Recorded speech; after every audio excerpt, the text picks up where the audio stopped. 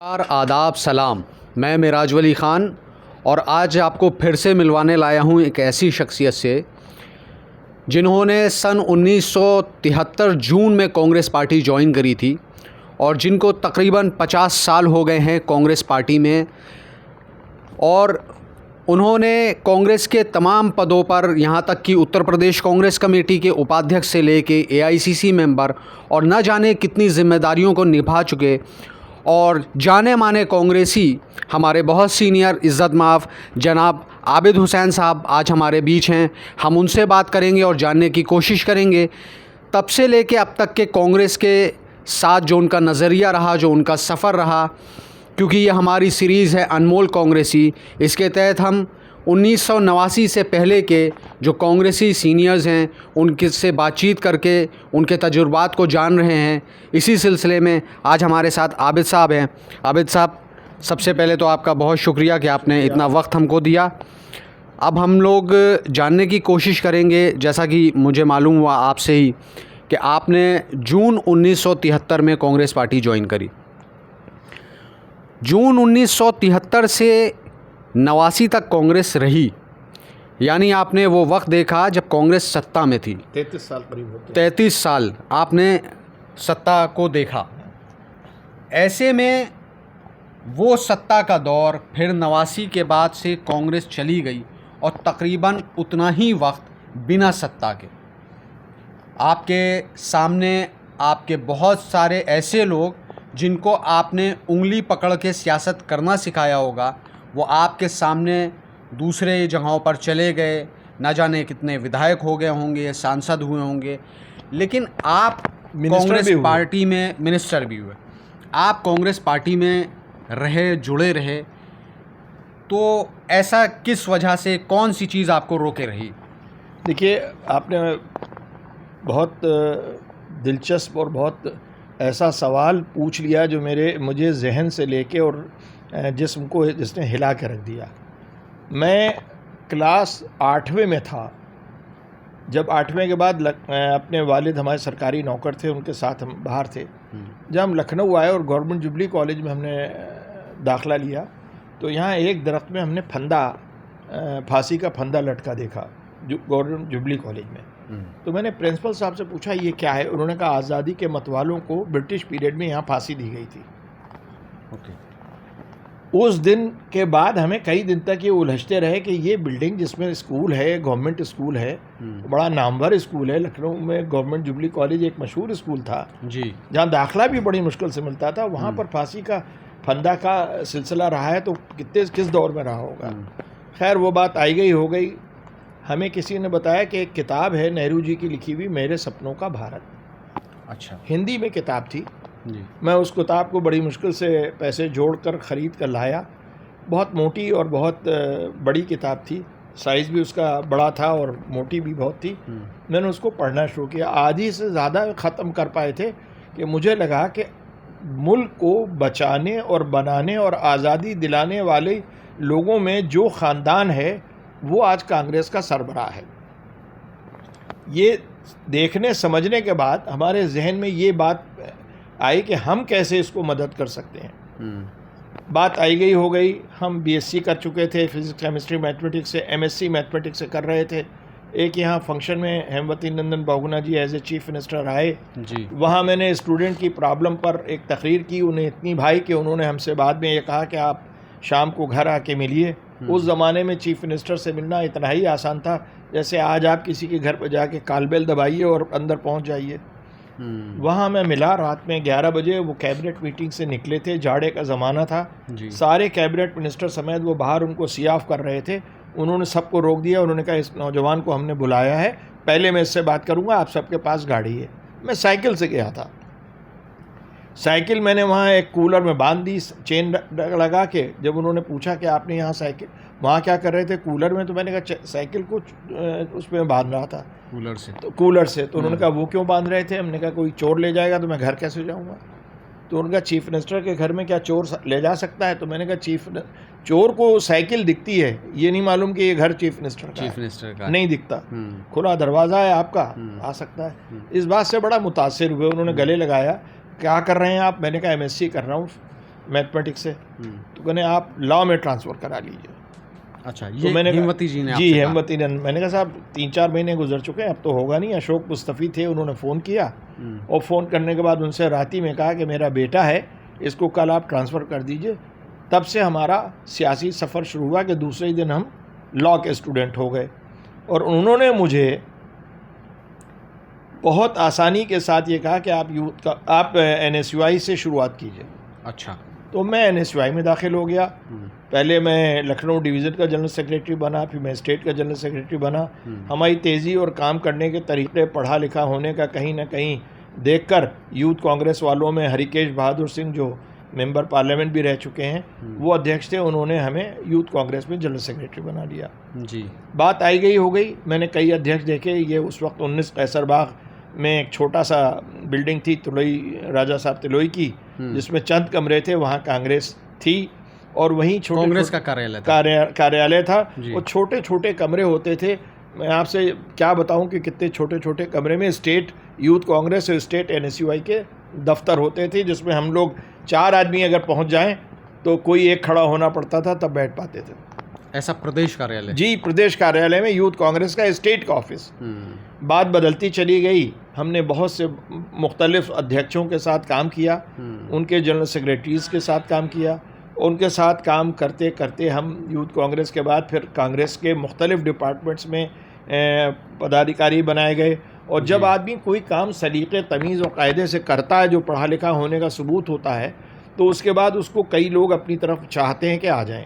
जी। हमारी बहुत से लोगों से मुलाकात होते होते सन 84 में संजय गांधी जी ने, मैंने संजय गांधी जी के साथ भी काम किया। संजय गांधी जी के ज़माने से पहले मैंने सन 77 से लेके और जो इमरजेंसी लगी थी उस दौर में भी इंदिरा जी से और संजय गांधी जी से हम लोग मिलते रहते थे।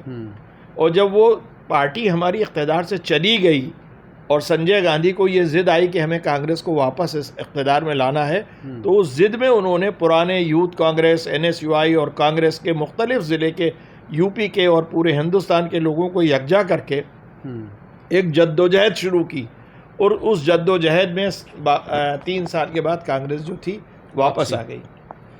वक्त के हालात ऐसे बदले कि सोच भी नहीं सकते थे कि जिस नौजवान ने, जो हिंदुस्तान का मायानाज कांग्रेसी रहनुमा बनने जा रहा था, उसका जहाज़ गिरा और वो हम लोगों के बीच नहीं रहा।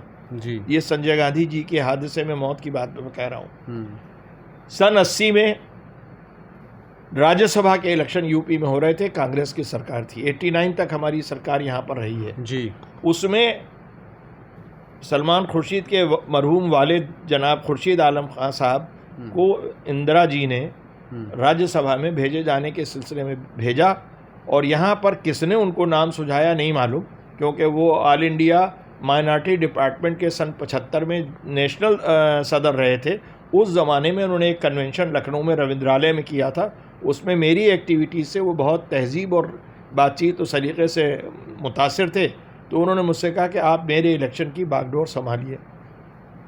मैं उनका इलेक्शन का संचालन करता रहा।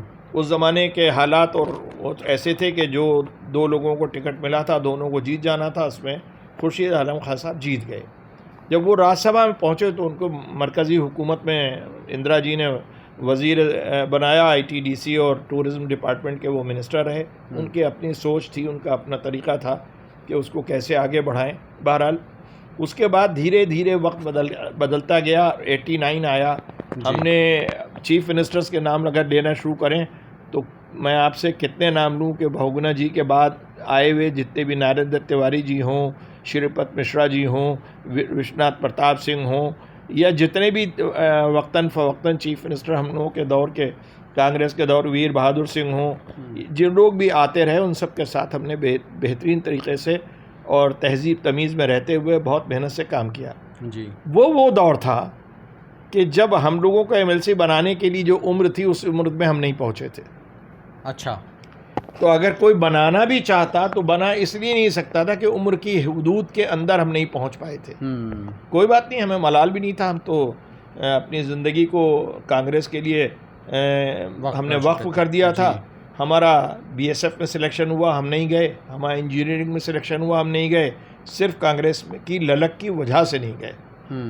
चलते रहे, बात बदलती रही, वक्त बदलता रहा। जब कांग्रेस के इक़्तिदार से हट गई जी और मुझे और अच्छे मौके मिल रहे थे सर्विस के और उसके, तो मैं इस खौफ में नहीं गया कि मैंने अपनी पूरी यंग एज, जो टीन एज से लेके यंग एज तक पहुँचते पहुँचते कांग्रेस के हर मौके पर, हर संघर्ष पर, हर जगह काम किया। सूबाई सदर में महावीर प्रसाद हों या कुरील साहब हों या मोहसिना जी हों या राजेंद्र वाजपेयी जी हों या और भी बहुत से नाम हैं, मैं कहाँ तक गिनाऊँ। जी जी जी इतने नाम हैं कि उनको गिनाना मुश्किल हो जाएगा, बहुत हैं, सभी लोग आप लोग जानते हैं। और इत्तेफाक से आप भी, आपके खानवादे के, आपके वालिद साहब और तमाम लोग सब जानते हैं कि कौन कौन सदर और कौन कौन चीफ मिनिस्टर रहा। 89 के बाद अब हमारे सामने ये सोच हो गई कि हम पार्टी तो छोड़ेंगे नहीं, कांग्रेस में एक्टिव रहेंगे। मैं एडवोकेट का मैंने रजिस्ट्रेशन मेरा था, मैं अपनी वकालत भी करता रहा, लेकिन जब दिल लगा हो कहीं तो काम नहीं करता जिस्म कहीं जी, तो वो दिमाग में तो वही था। हाँ। इत्तेफाक की बात यह कि हालात बदले और बदलते हालात में सलमान खुर्शीद साहब को 1991 में हमारी उनसे मुलाकात हुई, जब मरकज़ी हुकूमत में वो वज़ीर बने और वो नरसिम्हा राव साहब उस वक्त वज़ीर आज़म थे। आपकी पहली मुलाकात सलमान साहब से 1991? हमारी नहीं, पहली मुलाकात तो हमारी उससे बहुत पहले हुई, क्योंकि यहाँ लखनऊ में जब वो पढ़ रहे थे, हाँ। ऑक्सफोर्ड से पढ़ के आए थे और तब वो दौरे करना उन्होंने शुरू कर दिए थे। अच्छा, सलमान साहब लखनऊ भी पढ़े हैं?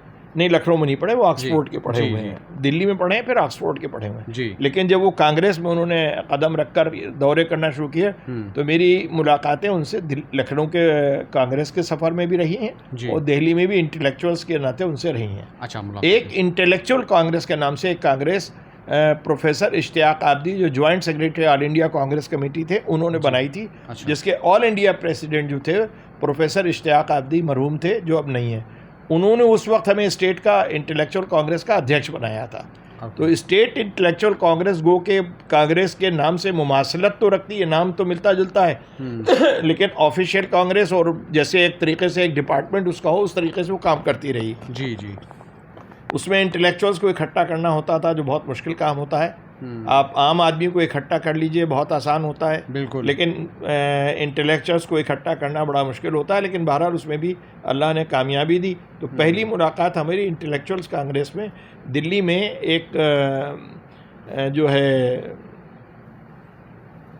अरे रफ़ी मार्ग पर जो ऑफिस है, वो है हॉल, क्या नाम है उसका, खैर कम्युनिटी सेंटर है, कम्युनिटी हॉल है, उसमें एक मीटिंग थी इंटेलेक्चुअल्स कांग्रेस की। प्रोफेसर इश्तियाक आब्दी हम लोग थे, हम लोग उनसे मिले और उसी दिन, उसी के दूसरे दिन जी एक हमारा अपॉइंटमेंट श्रीमती इंदिरा जी से उनके ऑफिस में था।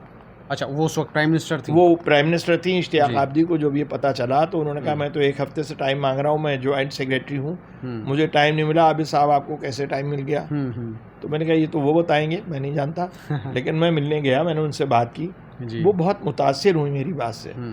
उस मुतासिर होने के बाद बहरहाल ऐसे सफ़र में हम लोगों ने, जब प्राइम मिनिस्टर से मिलना इतना आसान होता था या आपसे ही मुलाकात हो पाई? नहीं, देखिए प्राइम मिनिस्टर का जहाँ तक ताल्लुक़ है, मैं आपसे बताऊँ, ये मुझे इत्तेफाकात रहे हैं कि रूलिंग पार्टी हमारी कांग्रेस की हो या अपोजिशन की हो। मेरे ख्याल से शायद ही कोई एक आध प्राइम मिनिस्टर ऐसा गुजरा हो जो साउथ का हो जिससे हमारी मुलाकात नहीं हुई। ना कोई भी प्राइम मिनिस्टर ऐसा नहीं है, क्योंकि हम मसाइल जो लेके जाते थे वो खाली कांग्रेस से मुताल्लिक़ नहीं होते थे, वो देश की तरक्की, नौजवानों से मुताल्लिक़, पढ़े लिखे लोगों से मुताल्लिक़ और कांग्रेस के, हिंदुस्तान के फ्यूचर से मुताल्लिक़ मसाइल होते थे। तो उसकी वजह से जो हमारा लेटर देखते हों, शायद इसी वजह से वो हमें टाइम दे देते हों। कोई ऐसा नहीं होगा। मोरारजी देसाई से मिला, चौधरी चरण सिंह ऐसे प्राइम मिनिस्टर थे जिन्होंने हाउस नहीं देखा, 13 दिन रहे, उसमें उनसे मुलाकात हुई। मुझे गुजराल साहब से हुई, मेरी, मतलब मैं कितने नाम गिनाऊंगा, बहुत वक्त लग जाएगा। सभी प्राइम मिनिस्टर से तकरीबन मिला, अटल जी से मिला, बल्कि अटल जी तो एक कमेटी में जो ईरान की थी जिसका मैं लीगल एडवाइज़र था, उसमें हम वो साथ भी रहे हैं। लंबा सफ़र है सियासी, इसलिए उसमें बहुत सी चीज़ें हैं, तो किताबें लिख दें तब भी पूरी नहीं होंगी। तो मैं बात कांग्रेस की सिर्फ करने के लिए कर रहा हूँ। कांग्रेस में, कांग्रेस को जो असली कांग्रेस का जो मेन ऑब्जेक्ट था वो था सन 15 अगस्त सन 47 से पहले का। वो दौर स्याह था। उस दौर में कांग्रेसी जद्दोजहद कर रहे थे। मोतीलाल नेहरू हों या मोतीलाल नेहरू के वालिद हों या जवाहरलाल नेहरू हों, इन लोगों ने जो गांधी जी के साथ और गांधी जी के दौर में जो काम किया, वो आज के नौजवानों को अगर सुनाया जाए तो शायद उनको सुनने में दिलचस्पी भी ना हो, लेकिन वो बहुत मेन है, उसको सुनना ही नहीं बल्कि पढ़ना भी चाहिए। बिल्कुल। मेरे सपने की भारत किताब जो है, जो नेहरू जी की, अगर वो ही सिर्फ पढ़ लें तो बहुत बेहतरीन किताब है, जिसमें सारी चीज़ों को कवर अप किया गया है। तो वो हमारे दिल और दिमाग पर छा गई थी कि इस मुल्क के उन लोगों ने जो साहिब हैसियत थे, जिनके यहाँ किसी चीज़ की कमी नहीं थी, किसी चीज़ की लालच नहीं थी। आज तो जो MLA बनता है, MLC बनता है, मिनिस्टर बनता है, उसके दिल और दिमाग में 3 चीज़ें होती हैं कि मैं बड़ा सा घर बनाऊंगा, बड़ा सा फार्म बनाऊंगा, इतने पैसे कमाऊंगा, 4 फैक्ट्री लगाऊंगा, लोगों पर रोब दिखाऊंगा, लोगों को अपने दुश्मन को दबाऊंगा, और इस तरीके से। ये आज का दौर बदल गया है। उस दौर में ये नहीं था। उस दौर में लोगों के जहन में था कि पहले ग़ुलामी की से हिंदुस्तान को निकालना है। 11 साल अपनी ज़िंदगी के नेहरू जी ने जेल में गुजारे हैं। 11 साल जी। और 15 बार उनके लाठी पड़ी है, जिससे खून बहा है जी। लोग समझते हैं कि नेहरू जी ने बिस्किट और चाय खाते और कॉफ़ी पीते आज़ादी ले ली। ऐसा नहीं है।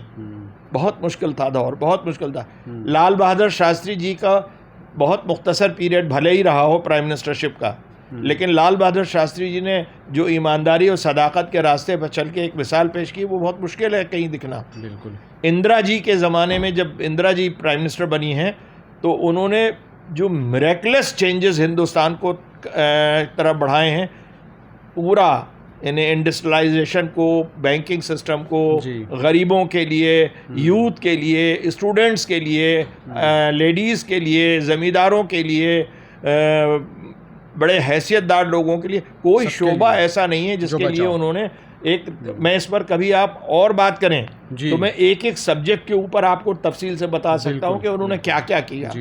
और उसके बाद कांग्रेस बनी।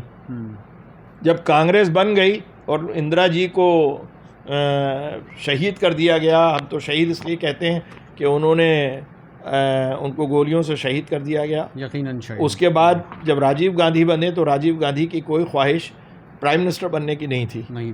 वो काम कर रहे थे, बस एकदम जहाज़ से उतरे और प्राइम मिनिस्टर की कुर्सी संभालनी पड़ी। लोग ये समझते थे कि राजीव गांधी चला नहीं पाएंगे, लेकिन राजीव गांधी ने उस दौर में, जब इंटरनेशनल लेवल पर ग्लोबलाइजेशन का माहौल आ चुका था और ग्लोबल कंपटीशन पूरी दुनिया में था, जहां हिंदुस्तान काफ़ी पीछे था, वहां उन्होंने हर वो मुमकिन कोशिश की और डेवलपमेंट किए कि हिंदुस्तान पूरे वर्ल्ड में जाने लगा। यहाँ के इंजीनियर्स, यहाँ के IT के इलेक्ट्रॉनिक के इंजीनियर्स, यहाँ के डॉक्टर्स, यहाँ के प्रोफेसर, कोई मुल्क, मैं नाम ले रहा हूँ, कोई मुल्क, चैलेंज के साथ कह रहा हूँ, आप नाम लीजिए, वहाँ पर अगर आपको अच्छे ओहदों पर ना मिलें तो आप कहिएगा।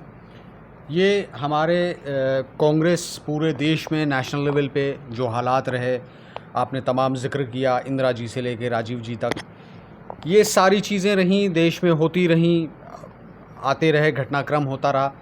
लेकिन ख़ास तौर से बात करते हैं जब हम उत्तर प्रदेश की, और जगहों पर कांग्रेस आती जाती रही है लोग, और दूसरे सूबों में एक चीज़ ये भी है कि क्षेत्रीय दलों का ना होना, ज़्यादातर BJP और कांग्रेस। लेकिन उत्तर प्रदेश जैसी जगह पर, जहाँ पर 89 के बाद क्षेत्रीय दलों का उदय हो गया, सपा बसपा, उनमें बहुत बड़ी तादाद में लोग जाने लगे, सियासी लोगों का वो एक ऑप्शन बन गया। और वहाँ से बहुत सारे ऐसे लोग जो शायद कांग्रेस में होते तो वो कहीं ना पहुँच पाते, वो वहाँ विधायक हो गए, मंत्री हो गए, सांसद हो गए, और वो लोग जिनको आप लोगों ने सियासत सिखाई, आपके बहुत बाद आए, उंगली पकड़ के चलना सीखा, वो लोग हो गए।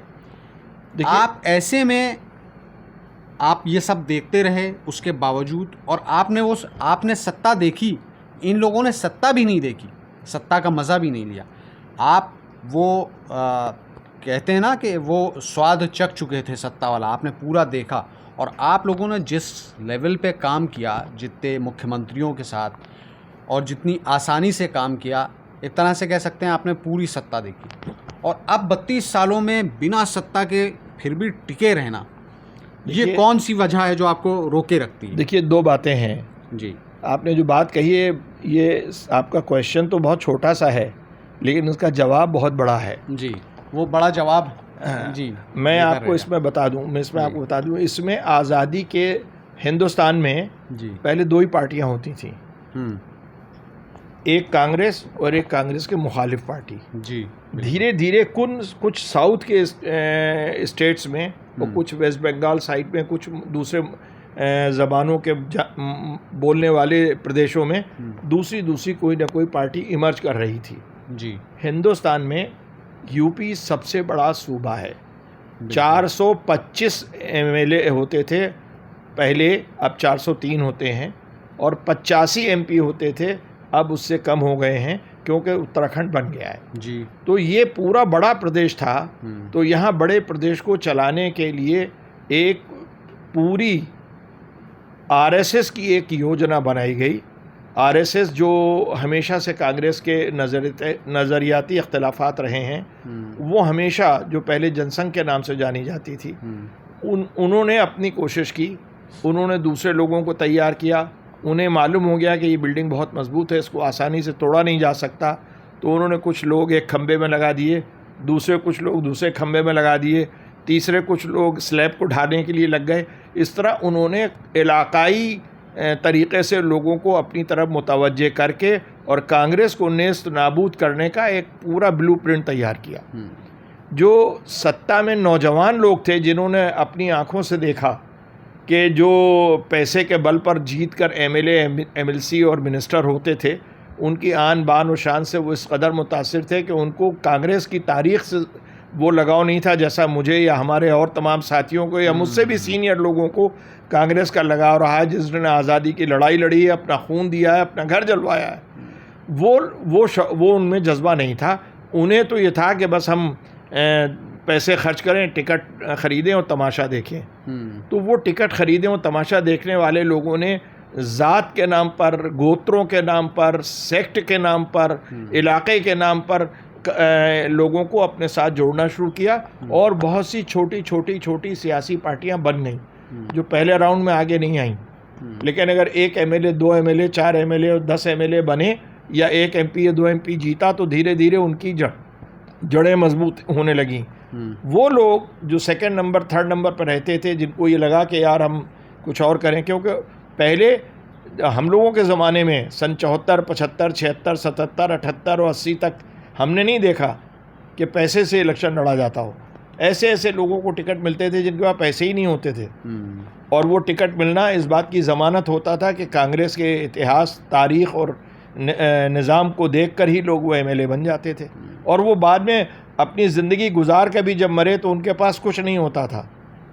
आज ये नहीं है। आज तो अगर 6 महीने के लिए भी अगर कोई सरकार में आ जाए, किसी कारपोरेशन में आ जाए, किसी एमएलसी में हो जाए, कहीं कुछ हो जाए, तो उसके पास लाखों करोड़ों रुपए की हैसियत हो जाती है। कोई सवाल ही नहीं पूछता उनसे कि आपके पास ये कहाँ से आया। 6 महीने के बाद जो है स्कॉर्पियो सफारी खरीद लेता है। स्कॉर्पियो खरीदने का पार्षद बनने से पहले उसके स्पॉन्सर्स तैयार हो जाते हैं जी, कि तुम ये गाड़ी लो, हमारी तरफ से चलो, जब जीत जाना तो हमें ये ठेका दिला देना जी। ये एक दौर हो गया। ये दौर बहुत ख़राब है।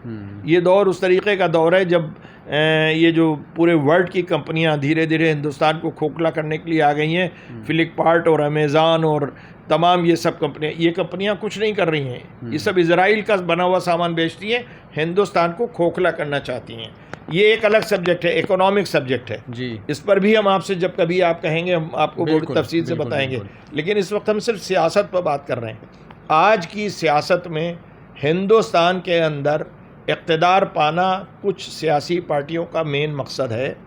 उनको कोई नो उसूल इज़ ए उसूल ऑफ दोस पार्टीज़। उनका कोई उसूल नहीं, उन्हें सत्ता मिलना चाहिए, यही उनका उसूल है। दामे दरामे सुखने, ये उर्दू का लफ्ज़ है। जैसे येन केन प्रकरण, किसी तरह उनको सत्ता हासिल हो जाए, ख़रीद के हो, चाहे वो जो महाराष्ट्र उसकी सामने मिसाल है, ऐसी बहुत सी जगहों पर है। अच्छा, फिर कुछ लोग समझदार ज़्यादा हो जाते हैं जो एक बार सत्ता में आ गए हैं। मैं नाम नहीं लूँगा क्योंकि ये मुनासिब नहीं लगता। बिल्कुल। लेकिन उन्होंने देखा कि सत्ता को, देश को चलाने के लिए कौन से लोग ज़्यादा होते हैं, एग्जीक्यूटर्स कौन हैं। तो उन्होंने देखा साहब आर्मी, उन्होंने देखा इन्वेस्टिगेटिंग एजेंसीज, उन्होंने देखा पुलिस, उन्होंने देखा क्या नाम जुडिशरी, उन्होंने देखा एग्जीक्यूटिव्स, उन्होंने देखा। तो उन्होंने क्या किया कि जब छोटे छोटे दलों के हैसियत से या कुछ कुछ करके आए तो उन्होंने अपने लोगों के ब्रेन वॉशिंग करके लोगों को हम ख्याल बना के उनको धीरे धीरे धीरे धीरे एक पौधे लगाए जो दरख्त बन जाए। आज की तारीख़ में वो लोग मुल्क नहीं देखते, भाईचारा नहीं देखते, मोहब्बत नहीं देखते, देश की तरक्की नहीं देखते, बैनुल-अक़वामी यानी अंतर्राष्ट्रीय स्तर पर देश की साख नहीं देखते, और वो सब कुछ वो करते हैं कि किसी तरह वो उनके कंट्रोल उन हाथों में रहे जो आज पावर में लोग हैं, और उनके इशारे पर जिसको चाहिए बंद करा दिए, जिसको चाहिए जांच बिठा दिए, जिसको चाहिए कोर्ट के कमेंट करा दिए, जिसको चाहिए करें। तो ये it's a sort of blackmailing, ये ब्लैकमेलिंग है। लखनऊ से आपका ताल्लुक़ है, लखनऊ में बहुत सारे ऐसे पुराने कांग्रेसी और पुरानी शख्सियात रही हैं जिन्होंने कांग्रेस को आगे बढ़ाने में बहुत अपना वक्त दिया है। ऐसे बहुत सारे कांग्रेसी हैं जिनको आप जानते होंगे, उनके साथ आपने काम किया होगा। कुछ ऐसे लोग जिनको आप जानते हो या कुछ याददाश्त कोई ऐसी? मैं आपको 2-3 नाम ले लूँ। एक स्वरूप रानी बख्शी थी जो सन 74 तक प्रिंसिपल थी जी, नारी शिक्षा निकेतन की एक प्रिंसिपल की हैसियत से थी। उनको टिकट मिला, एमएलए हुई, मिनिस्टर हुई, बेलौस थी, आज भी उसी घर में उनके ख़ानदान रहता है। बेगम हामिदा हबीबुल्ला रहीं, प्रेमवती तिवारी रहीं। ये मैं ख़वातीन की सिर्फ बात कर रहा हूँ। इसके अलावा रमेश मिश्रा साहब थे कि मतलब ऐसे दर्जनों लोग हैं जो पुराने ज़माने के लेके आज तक जो कांग्रेस से एमएलए बने, एमएलसी बने, मिनिस्टर बने, लेकिन उन्होंने कुछ भी कोई भी अपनी ज़ाती इमलाक नहीं बनाया। ख़ासतौर से कांग्रेस की सियासत में एक दौर में ख़वातीन का बहुत रोल रहा है, और वो एक ही दौर था जब ये सब उसके बाद, और उसमें हम लोग हंस के कहते भी थे जी कि इस वक्त तो महिला कांग्रेस जो है वो मेन कांग्रेस लग रही है। तो वो लोग हंसती थीं, हामिदा जी हंसती थीं, बेगम एजाज रसूल हंसती थीं। ये सब लोग कांग्रेस के ही इक़्तिदार में दौर में रहे हैं, और उस उम्र का मेरे ख़्याल से अब कोई नहीं है, अब उस दौर का कोई नहीं है। मैं नहीं समझता उस दौर का कोई हो। लेकिन ये ज़रूर है कि आज जो लोग दूसरे दलों से पैसा लेकर या किसी तरह आए हैं हमारे दल में, उनको श्रीमती प्रियंका गांधी जी, राहुल गांधी जी और सोनिया गांधी जी, इन लोगों ने कभी मुंह नहीं लगाया। उन्होंने एक नया तजुर्बा फिर इस बार किया। ठीक है, वो पहली दफ़ा में कामयाब उस तरह नहीं हुआ जैसी सीटें और जैसा परसेंटेज ऑफ वोट आना चाहिए था, लेकिन प्रियंका गांधी ने जितनी अटूट मेहनत की है, इतनी मेहनत मैंने पिछले 50 साल में शायद ही 2-1 लोगों को करते देखी है। सलमान खुर्शीद मेहनती बहुत थे, उन्होंने बहुत मेहनत की है। बहुगुना जी जब कांग्रेस में थे तब बहुत मेहनती थे, कांग्रेस के बाद तो उनका मिजाज ही बदल गया था। तिवारी जी ने बहुत मेहनत की, लेकिन प्रियंका जी ने इन सबसे ज़्यादा मेहनत की। राहुल गांधी आज भी मेहनत कर रहे हैं। लोग उन पर जानबूझकर झूठे आरोप लगाते हैं, कभी ईडी के ज़रिए बुलाते हैं, कभी उन पर झूठे इल्ज़ामात लगाते हैं। सोनिया गांधी का सबक सबसे बड़ी ये नेशनल लेवल पर नहीं, इंटरनेशनल लेवल पर लोगों को बताने और समझाने वाला है कि जहाँ कहाँ से आई, ज़बान सीखी, बोली सीखी, सत्ता को कैसे चलाया जाता है वो सीखा, ऑर्गेनाइजेशन को कैसे चलाया जाता है वो सीखा। ऐसे ऐसे नाम हैं जो हम अभी साउथ के लोगों के नहीं ले सकते, इतने लंबे और पेचीदा नाम होते हैं, लेकिन उन सब को नामों से, कामों से, अंदाज से, तरीक़े से, सलीक़े से पहचाना और कांग्रेस को मुसलसल चलाया। मैं आपके सामने एक चैलेंज के साथ एक बात कह रहा हूँ जी, बिल्कुल। हिंदुस्तान में जितने भी ऑल इंडिया कांग्रेस के सदर गुजरे हैं, लगातार सोनिया गांधी जो जितना पीरियड सदर के हैसियत से गुजार चुकी हैं, इतना किसी सदर ने नहीं गुजारा है।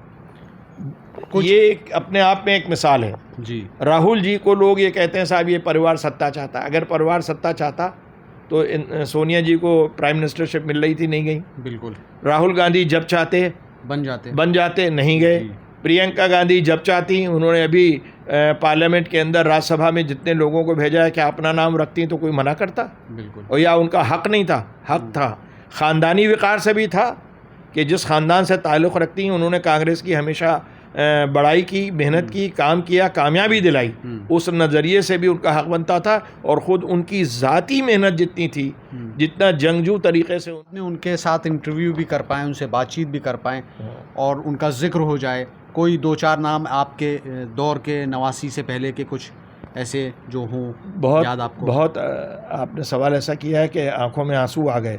बहुत से ऐसे हमारे साथी बराती थे जिन्होंने पार्टी नहीं छोड़ी थी और वो आज इस दुनिया में नहीं है। गए वो कोरोना की वजह से हैं दुनिया से, लेकिन ऐसे बहुत से लोग हैं। लेकिन फिर भी लखनऊ में ऐसे कम बचे हैं, लखनऊ में ऐसे कम बचे हैं जिन्होंने पहले दिन से आज तक, लेकिन ऐसे बहुत से हैं। कानपुर में हैं, हमीरपुर में हैं, और भी दौर में हैं। ये क्या नाम उनका, कानपुर के कुछ एक आध नाम, कानपुर के भूधर नारायण मिश्रा हैं, हाफिज़ उमर साहब हैं, नेकचंद पांडे हैं, और हमीरपुर के वो हैं भदौरिया, योगराज भदौरिया हैं, और लखनऊ के हैं तो वो भी हमीरपुर के, लेकिन लखनऊ में रहते हैं जो हैं, अरे यार नाम भूल रहे हैं। देखिए लोकल में ऐसे कोई और नाम? लोकल में भी बहुत से हैं, मैं आपको नाम दे दूंगा, और भी नाम दे दूंगा, उनके टेलीफोन नंबर भी मैं आपको दे दूंगा। बिल्कुल। क्योंकि एकदम अचानक नहीं याद आ रहे हैं, क्योंकि हम तो आपके सवाल के ज़ैल में अभी तक उस आज़ादी के मतवाले और कांग्रेस को बनाने वालों के ही चक्कर में है। मैं आपसे सच बता रहा हूँ, कांग्रेस से अच्छी कोई पार्टी नहीं है। लोग मुझसे अक्सर सवाल करते हैं कि कांग्रेस ने आपको क्या दिया, आपको एमएलए नहीं बनाया, एमएलसी नहीं बनाया, राज्यसभा नहीं बनाया। हमने कहा कांग्रेस ने सबसे बड़ा ये दिया कि जब मैं किसी से कहता हूँ मैं कांग्रेसी हूँ, तो वो ये नहीं समझता कि चोर उचक्के होंगे, ठेकेदारी वाली प्रथा वाले आदमी होंगे, इस बात सत्ता को ख़रीद कर और सत्ता के ज़रिए नाजायज़ कमाने वाले लोग होंगे, ये कोई नहीं समझता। मैं बहुत, चूँकि वकील भी हूँ, तो मेरे जुडिशरी में जजेस से भी बहुत ताल्लुकात हैं, ब्यूरोक्रेसी से भी बहुत ताल्लुकात हैं। मैंने उन ब्यूरोक्रेट्स को भी देखा है जो मजबूरन सत्ता में चीफ मिनिस्टर के इशारे पर काम करते रहे हैं, जो कांग्रेस के ख़िलाफ़ की सरकारों के दौर में है। और मैंने उनको जब अकेले बैठ के बात करते देखा है, तो उनका दिल का दर्द देखा है कि वो रिज़ाइन करके नहीं जा सकते। हम लोग तो आज़ाद हैं, आज यहाँ रहें ना रहें, घर पे रहें, नहीं जाएंगे। लेकिन वो तो चूँकि अपनी सरकारी नौकरी में, तो उन्होंने वो बहुत सी मजबूरियाँ बताई हैं जो हम आपको बता नहीं सकते, क्योंकि ये बताना बिल्कुल गलत होगा। लेकिन इतनी बात ज़रूर है कि आज भी जो बुज़ुर्ग हैं, जो मैच्योर्ड मिडिल एज लोग हैं, उनको कांग्रेस की हैसियत का अंदाज़ है। आप इंटरव्यू ले रहे हैं, आप नौजवान हैं, आप ख़ुद कांग्रेस का दर्द जानते हैं, आपके वालिद जानते हैं, आपके दादा जानते हैं, आप जिस इलाके के हैं वहाँ के लोग जानते हैं, तो कांग्रेस का दर्द है। और अब लोगों में ये इत्तेफाक है कि ये बात घर करने लगी है कि जब कांग्रेस का दौर था तो महंगाई नहीं थी, ब्लैकमेलिंग नहीं थी, झूठे वादे नहीं थे, झूठे कोई नहीं था, और सच बोलने वाले को गलत तरीके से फंसा के कहीं ना कहीं जेल में या प्रताड़ित करने की कोशिश नहीं होती थी। आज ये भी है, आज सच बोलने की हिम्मत नहीं कर पा रहा है। सियासी सफ़र तो इतना है और इतने तजुर्बात हैं कि अगर आपसे बात करने हम लोग बैठें तो शायद घंटों बीत जाएं। हमारे पास इतना शायद हम इतनी बड़ी वीडियो या इतना वक्त नहीं दिखा पाएँ, लेकिन हमारी एक ये छोटी सी कोशिश है कि हम अपने उन सीनियर्स को, उनके तजुर्बात को लोगों तक, और न सिर्फ कांग्रेसी, आजकल के जो दूसरी पार्टीज़ के भी सियासी लोग हैं, वो ये जान पाएँ कि वाहिद कांग्रेस ऐसी पार्टी है जिसमें ऐसे लोग हैं जिन्होंने अपना 50 साल ज़िंदगी का सबसे कीमती चीज़ वक्त, और वो वक्त आप लोगों ने दिया। सत्ता के बग़ैर वक्त देना सबसे बड़ी बात है। आप लोग जितनी तारीफ़ की जाए वो कम है। हम बस ये एक सीरीज़ अनमोल कांग्रेसी के ज़रिए इसी तरह आप लोगों के इंटरव्यूज़ लोगों तक पहुंचा रहे हैं, कांग्रेस पार्टी के नेताओं, उनके कार्यकर्ताओं और दूसरे जो लोग सियासी हैं वो भी ये देखें कि कांग्रेस पार्टी में किस तरह के कितने तजुर्बेकार लोग हैं। ये एक छोटी सी कोशिश है। इसके साथ हम अगले बार दूसरी किसी शख्सियत से आप लोगों के तजुर्बे लेके, आपके सजेशंस लेके। जी, बात आपसे कह दूं, बिल्कुल, जो आपने कहा मुझे मेरे जज्बात, मेरे 2 बेटे हैं जी। एक 41 साल से कुछ ज़्यादा सिन के हैं जी। और एक 37 साल से कुछ ज़्यादा सिन के हैं। ये इनमें से एक कांग्रेस में एक्टिव है, ये अलग बात है, लेकिन ईमानदारी की बात यह है कि इन लोगों ने अपने दौर में उत्तर प्रदेश में, जहाँ वो पैदा हुए, पले बढ़े, कढ़े, यहाँ तक पहुँचे, उन्होंने उत्तर प्रदेश में कांग्रेस की सत्ता नहीं देखी।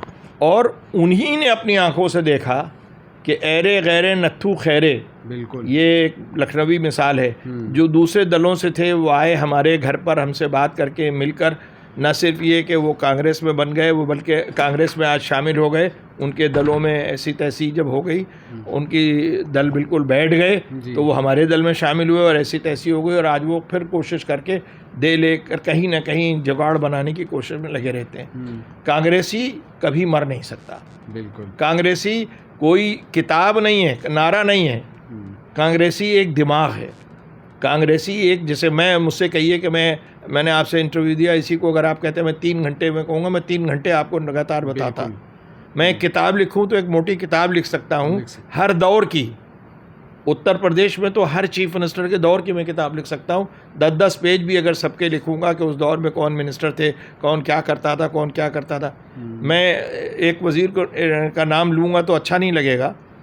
यूपी में पढ़ाने से लेकर और वज़ीर बनने तक, ऑर्गेनाइजेशन से लेकर और सरकार में रहने तक, एक वज़ीर अभी कुछ दिन पहले फांद के चले गए बीजेपी में। नाम लूँगा तो अच्छा नहीं लगेगा, आप भी जानते हैं, एजुकेशन मिनिस्टर है, पीडब्ल्यूडी मिनिस्टर है, सभी कुछ रहे। तो ये जब इतने पुराने तजुर्बेकार, समझदार, जिन्होंने ख़ुद ये 77 और ये सब पीरियड देखे हैं, वो जब इतने दल बदलने के लिए हिम्मतें करते हैं, तो आप कैसे बात करेंगे? आप कैसे बात करेंगे? हमारे घर में हम जब लेटे सोचते हैं, अक्सर और बेशतर तो हमें तकलीफ़ होती है। हमें ये तकलीफ़ होती है कि काश महंगाई के दौर में तो आदमी जी सकता है, लेकिन कांग्रेस के इन बुरे दौर में जो मुल्क के लिए नुकसानदेह है, नेशनल लेवल पर भी, इंटरनेशनल लेवल पर भी, वहाँ हम ज़िंदा क्यों हैं? हम, इससे अच्छा तो ये था कि मर गए होते, तो कम से कम हमने तो इस दौर को ना देखा होता। मैं आपका बहुत बहुत शुक्रिया अदा करूँगा और आपसे ये ज़रूर कहूँगा कि आप और आपके ख़ानदान वाले, जिनको मैं बज़ाते ख़ुद जानता हूँ, जो सच्चे कांग्रेसी हैं, एक अजीम और अच्छा काम आपने ये शुरू किया है, इसको आप आगे बढ़ाइए और फिर दोबारा किसी एक सब्जेक्ट, 2 सब्जेक्ट पर अलग से अगर आप चाहेंगे तो हम आपको फिर से एक डिटेल डिस्कशन कर सकते हैं। पहले हमें बता दीजिएगा 2-4 दिन पहले कि किस सब्जेक्ट पर आप बात करना चाहते हैं। हर सब्जेक्ट पर हम बात करने के लिए तैयार हैं। बहुत शुक्रिया। तो ये थे आबिद हुसैन साहब, जिनके तजुर्बात को, जिनके आपने सफ़र को देखा और जाना। इस मुहिम को हमारी आप सपोर्ट करें और हमारी इस वीडियो को अगर पसंद आए तो लाइक करें, अगर कोई सजेशन हो तो कमेंट बॉक्स में डालें, शेयर ज़रूर करें। इसी तरह हमारा यूट्यूब चैनल है मिराज वली आफरीदी के नाम से, उसको भी सब्सक्राइब करें। ये हमारी अनमोल कांग्रेसी नाम से एक सीरीज़ है, एक कड़ी है, जिसको हम लोग लगातार चला रहे हैं। सन 89 से पहले के कांग्रेसियों के तजुर्बात को जानने की कोशिश कर रहे हैं और आप तक पहुंचाने की कोशिश कर रहे हैं। आप सबका बहुत शुक्रिया। जय हिंद, जय कांग्रेस पार्टी।